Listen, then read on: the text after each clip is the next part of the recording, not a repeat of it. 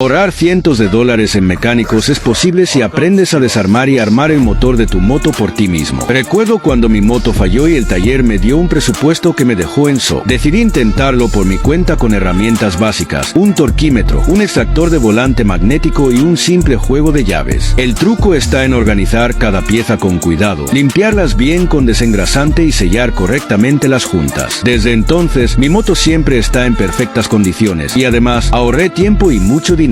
Si quieres empezar desde cero y aprender a hacerlo tú mismo, comenta mecánica y haz clic en el enlace que está debajo del vídeo. Te compartiré los detalles de mi curso online con más de 197 lecciones diseñadas para que logres